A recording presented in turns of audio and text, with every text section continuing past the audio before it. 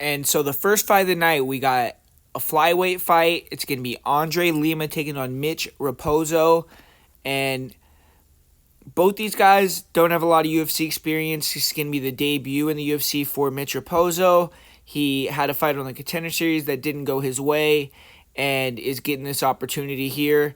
And for Andre Lima, he did have one UFC fight, and he actually had a pretty solid performance. It was a fun back-and-forth fight, but the thing that everyone remembers really from that matchup now at this point is the fact that his opponent got DQ'd for biting and kind of took away from both fighters' performances that night. But Lima is going to be looking to get another win, move to 2-0 in the UFC, and this time have a more definitive outcome for himself. But you look at how these guys fight stylistically. Mitch Raposo, he's a speedy wrestler. He has quickness and tries to be evasive, feint level changes, then come in with 1-2s or 1-1-2s. And recently he's shown a little bit more power. He's been sitting down on his right hand a little bit more. And the fighters he's been fighting, though, have been a little bit chinny and inexperienced, so hard to take too much into account with that, but he has been getting some knockouts.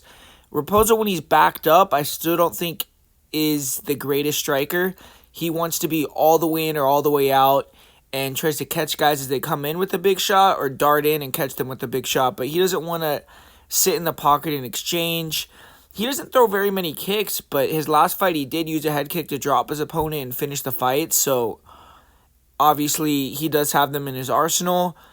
One thing about Raposo is he does stand heavy on that lead leg. I haven't really seen him fight many kickers, so that could be an issue for him going forward.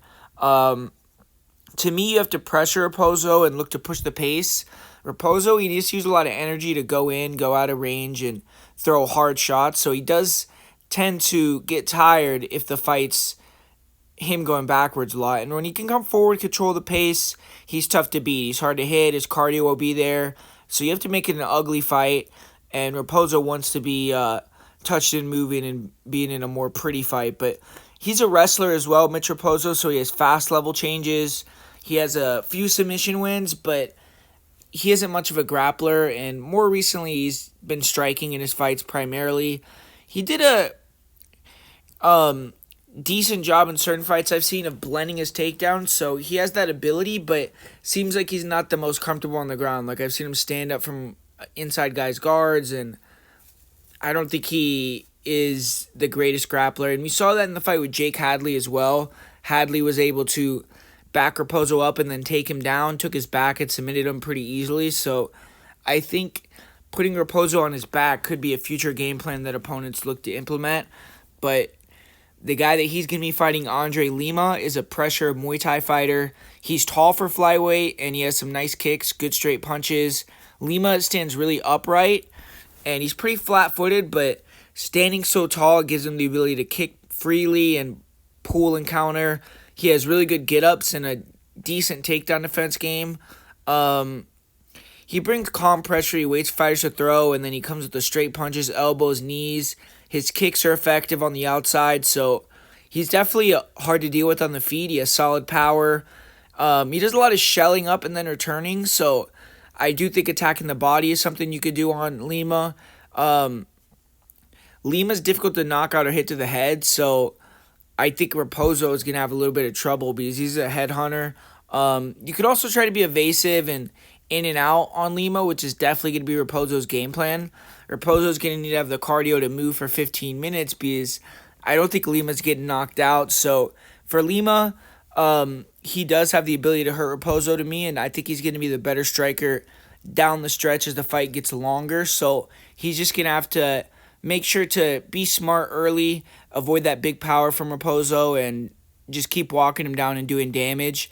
If Lima is struggling with the movement, I think he should close the gap and clinch, and he should be able to get the body lock takedowns.